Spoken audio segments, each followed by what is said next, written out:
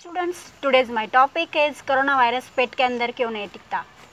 आजकल सबको पता है कोरोना वायरस की वजह से लॉकडाउन चल रहा है, सब लोग घर में बैठे हैं। सबसे पहले सबका सवाल है कि कोरोना वायरस क्या है। कोरोना एक वायरस है जो श्वास नलिका को इफ़ेक्ट करता है।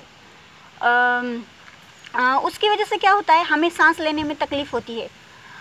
अगर तकलीफ़ बढ़ जाती है अगर सांस लेने की, तो वेंटिलेशन लगाना पड़ता है। और कभी कभी ऐसा होता है कि जो ये तकलीफ़ सहन नहीं कर पाते या फिर तकलीफ़ बहुत ज़्यादा ही बढ़ गई तो डेथ भी हो सकती है। कोरोना पेट के अंदर क्यों नहीं टिकता, ये टॉपिक आपको बताने से पहले मैं कुछ और भी आपको इन्फॉर्मेशन देना चाहती हूँ कि पीएच के बारे में। पीएच क्या होता है? पीएच इज़ अ एसिड और बेस लाइन। तो अब हम देखेंगे कि पीएच क्या है। तो पीएच है एसिड एंड बेसिस की जो लाइन है। PH stand for potence. Potence means strength, और पोटेंस मीन्स क्या रहता है? पावर। पावर क्या रहता है किसी का, that is called as a potence. ये किसका पावर रहेगा? ये हाइड्रोजन आयन कॉन्सेंट्रेशन करेगा। H प्लस आयंस और ये रहेंगे H माइनस आयंस। अब देखोगे ये पीएच जो बेस लाइन होती है वो स्टार्ट होती है 0 से, और 0 से लेकर 14 तक। अब देखो ये 0 से लेकर 7 तक रहेगा एसिडिक पीएच, और 7 से लेकर 14 तक रहेगा बेसिक पीएच। अब जैसे जैसे ये 6, 5, 4, 3, 2, 1 जैसे ये लाइन इधर चलती है तो ये स्ट्रॉन्ग एसिड्स बन जाते हैं। और जैसे 7 के बाद 8, 9, 10, 11, 12, 13, 14 अगर ये बनते हैं तो ये स्ट्रॉन्ग बेसिस बनते थे।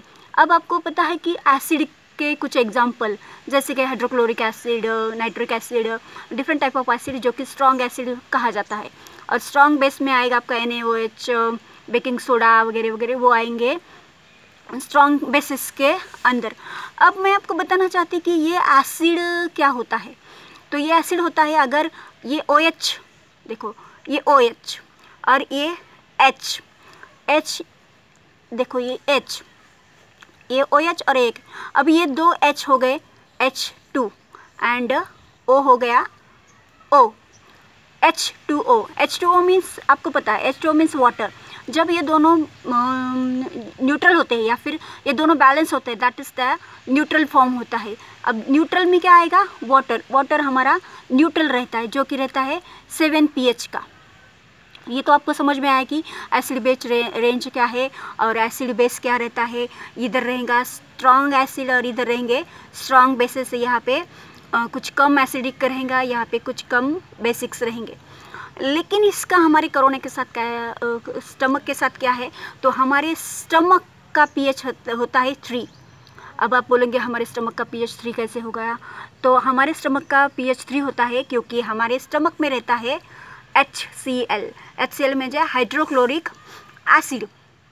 अब आपको पता है कि इसका यूज़ क्या होता है। मैं आपको बताऊंगी यहाँ पे कि जब भी आप खाना खाते हो तो वो ऐसे फूड स्टफ्स हमारे पेट के अंदर रहते हैं। यहाँ पे जो इनर लाइनिंग रहती है वो इनर लाइनिंग क्या करती है कि सिक्रेट करती है HCl को। HCl को सिक्रेट करने के बाद ये फूड स्टफ उसमें डिज़ोल्व होते हो और वो कॉम्प्लेक्स फूड जो रहता है वो सिंपलेस्ट फूड में कन्वर्ट हो जाता है। अब इसकी वजह से क्या होता है? डाइजेशन बहुत अच्छा होता है।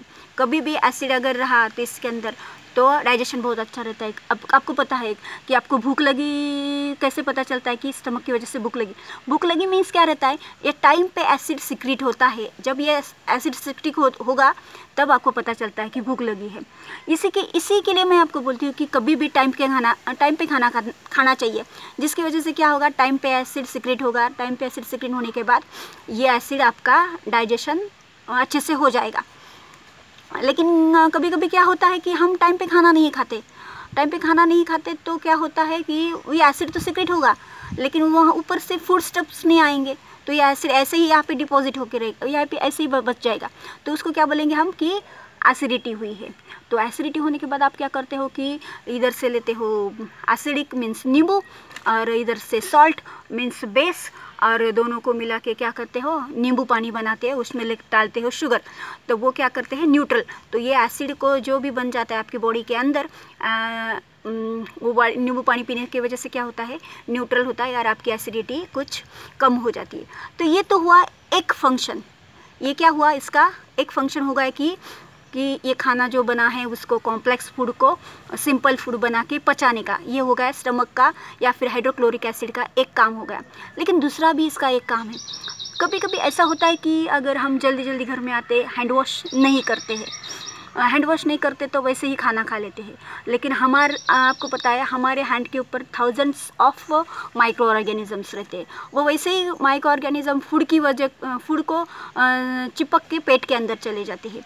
वो माइक्रो ऑर्गेनिज्म को किल करने का काम ये HCl करता है। और भी क्या होता है, कभी कभी हम स्ट्रीट फूड खाते हैं, जैसे कि जो रोड के साइड में फूड रहता है जो ढके वाला नहीं रहता है, उसके ऊपर मक्खियाँ फ्लाइज बैठती है और वैसे ही फूड हम खा लेते हैं।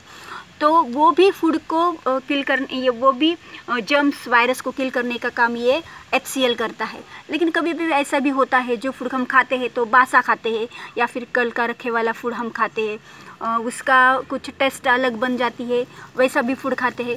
तो वो फूड खाने से भी यहाँ पे बहुत सारा उसका केमिकल चेंजेस हो जाता है। वो केमिकल चेंजेस को भी ये न्यूट्रलाइज करता है ये एसिड, और उसको भी कट कर देता। तो दूसरा इसका काम है, तो ये होता है, ये इसका मैकेनिज्म, एक तो फूड डाइजेस्ट करेगा और दूसरा है defence mechanism of the body का डिफेंस भी करेगा। किसके अगेंस्ट? वो करेगा जर्म्स, वायरस एंड बैक्टीरिया के अगेंस्ट।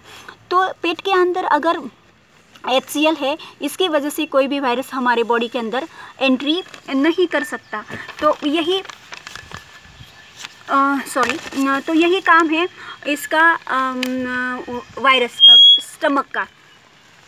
तो और एक तो इसके लिए मैं ये बोलना चाहती हूँ कि ठंडी चीज़ें मत खाओ, गरम खाना खाओ, बासी चीज़ें मत खाओ, मास्क लगा के बाहर जाओ, खाने से पहले हैंड वॉश ज़रूर करना, सैनिटाइज़र का यूज़ करना, बी स्टे एट होम। अगर मेरा वीडियो पसंद आया तो please like, share, subscribe my channel study with Surekha, press the bell icon ताकि मेरा न्यू वीडियो जल्दी से जल्द आपके पास पहुंच जाए। Thank you for watching my video.